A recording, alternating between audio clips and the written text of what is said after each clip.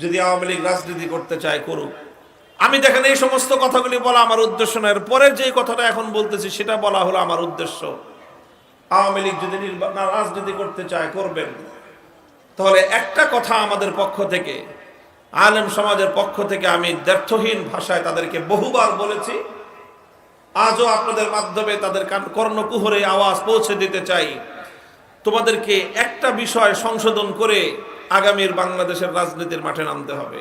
মুহতারাম হাজিরিন, এই যে একটা রাজনৈতিক পট পরিবর্তন বাংলাদেশে ঘটেছে, 16 বছরের ফ্যাসিবাদ স্বৈরতন্ত্র এই দেশের মানুষের বুকের উপর চেপে বসা একটা জগদ্দল পাথর আল্লাহ পাক রব্বুল আলামিনের সাহায্যে অপসারিত হয়েছে। এদেশের মানুষ মুক্ত বাতাসে নিঃশ্বাস গ্রহণ করার সুযোগ পেয়েছে। ফালিল্লাহিল হামদু আলা যালিক। আমরা আল্লাহ পাকের শুকরিয়া আদায় করি। এখন একটা নতুন আলোচনা, নতুন একটা কথা আসতেছে। এই বিদায়ী ফ্যাসিবাদী আর কথা রাগঢাক রেখে বলে লাভ কি, আওয়ামী লীগের কথাই বলতেছি। এখন অনেকে বলতেছে যে নতুন একটা আওয়ামী লীগ, পরিশুদ্ধ একটা আওয়ামী লীগকে বাংলাদেশে রাজনীতিতে আনার দরকার। অনেকে এটা আমরা বিরোধিতা করতেছি বা অনেকেই বিরুদ্ধাচরণ করতেছে। ইনসাফের কথা হলো যে অন্য সকলের যেরকম রাজনীতি করার অধিকার আছে, আওয়ামী লীগ যদি রাজনীতি করতে চায় তার আগে তাদেরকে বাংলাদেশের মানুষের রক্তের দাম চুকাইতে হবে। যতগুলো মানুষের, নিরপরাধ মানুষের রক্ত ঝরিয়েছে তারা, এই সব রক্তপাতের বিচার হোক। যথাযথভাবে বিচার হওয়ার পর এরপরে যদি কিছু আওয়ামী লীগ অবশিষ্ট থাকে তারা রাজনীতি করুক, আমাদের কোনো আপত্তি নেই। তবে আমি যতটুকু দেখেছি 2009 সাল থেকে নিয়ে 2024 সাল পর্যন্ত, মধ্যখানে 2013 সালের শাপলা চত্বর, 2021 সালের ব্রাহ্মণবাড়িয়ার শহীদ শাহাদাতের ঘটনা, এই সকল শাহাদাত এবং এই হত্যাযজ্ঞের সঙ্গে জড়িত মানুষগুলোকে যদি যাচাই বাছাই করে বিচারের কাঠগড়ায় দাঁড় করানো হয়, বাংলাদেশের কোন একটা ইউনিয়ন ওয়ার্ড পর্যায়ের আওয়ামী লীগের কোন নেতা অবশিষ্ট থাকবে বলে আমার মনে হয়। 2013 সালের 5ই মে যখন শাপলা চত্বরে রাতের গভীরে নবী প্রেমিক তৌহিদি জনতার বুকের উপর বুলেটের আঘাতে বুলেটের বৃষ্টি বর্ষণ করা হয়, সেই ঘটনার প্রত্যক্ষদর্শী ছিলাম আমরা, তার প্রত্যক্ষ আক্রমণের শিকার ছিলাম আমরা।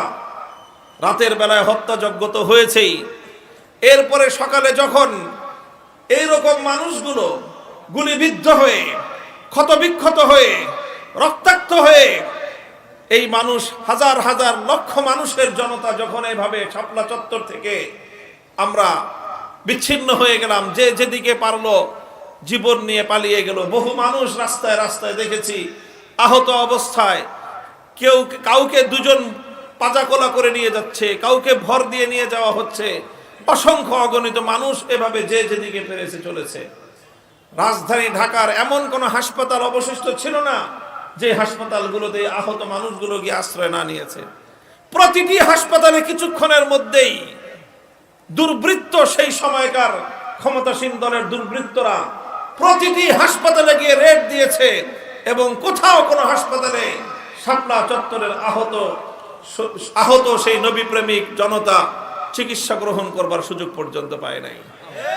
হাসপাতালগুলোতে গিয়ে সেই আহত অর্ধমৃত মানুষগুলোর উপর নতুন করে টর্চার চালানো হয়েছে। বাংলাদেশের কোথাও কোনো bus stand, rail station, launch station, কোনো একটা স্টেশন এমন অবশিষ্ট ছিল না যেখানে শাপলা চত্বর থেকে নবী প্রেমিক জনতা যখন নেমেছে, স্থানীয় গুন্ডা পান্ডা নিয়ে আওয়ামী নেতারা তৌহিদি জনতার উপর হামলা না চালিয়েছে।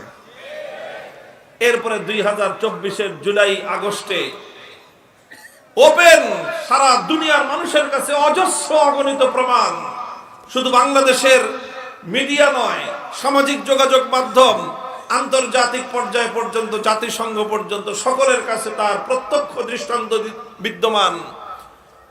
অসংখ্য অগণিত বুলেটের আঘাত এবং প্রতিটি তৃণমূল পর্যায়ের ছাত্রলীগ, যুবলীগ, আওয়ামী লীগের নেতারা তারা ওপেন খোলা মাঠে বন্দুক নিয়ে, রিভলভার নিয়ে ছাত্র জনতার বিরুদ্ধে, তৌহিদি জনতার বিরুদ্ধে বুলেটের আঘাত ছুড়ে মেরেছে। এইভাবে যদি বিচার করা হয়, এই সকল ডকুমেন্টসগুলোর উপর ভিত্তি করে যদি জুলাই হত্যাকাণ্ড, 2021-এর হত্যাকাণ্ড, 13 সালের হত্যাকাণ্ডের যদি বিচার করা হয়, তাহলে একজনে বলেছে 300 আসনে নির্বাচন করার প্রার্থী পাওয়া কঠিন হবে আওয়ামী লীগের। এরপরে যদি পাওয়া যায়ও, করুক নির্বাচন। যদি এই সব বিচার হওয়ার পরে যদি আওয়ামী লীগ রাজনীতি করতে চায়, করুক। আমি দেখেন এই সমস্ত কথাগুলি বলা আমার উদ্দেশ্য না, এর পরের যে কথাটা এখন বলতেছি সেটা বলা হলো আমার উদ্দেশ্য। আওয়ামী লীগ যদি রাজনীতি করতে চায়, করবেন। তাহলে একটা কথা আমাদের পক্ষ থেকে, আলেম সমাজের পক্ষ থেকে আমি দ্ব্যর্থহীন ভাষায় তাদেরকে বহুবার বলেছি, আজও আপনাদের মাধ্যমে তাদের কর্ণকুহরে আওয়াজ পৌঁছে দিতে চাই। তোমাদেরকে একটা বিষয় সংশোধন করে আগামীর বাংলাদেশের রাজনীতির মাঠে নামতে হবে। সেই বিষয়টা হলো যে আওয়ামী লীগের লোকজনের একটা স্বভাব, তারা মুসলমানরা নামাজ পড়ে, নামাজ নিয়ে আমাদের সঙ্গে তাদের খুব একটা বিতর্ক নাই। রোজা রাখে, বিতর্ক নাই। ঈদের নামাজ নিয়ে বিতর্ক নাই। জানাজার নামাজ নিয়ে বিতর্ক নাই। অন্যান্য ধর্মীয় কর্মকাণ্ড নিয়ে বিতর্ক নাই।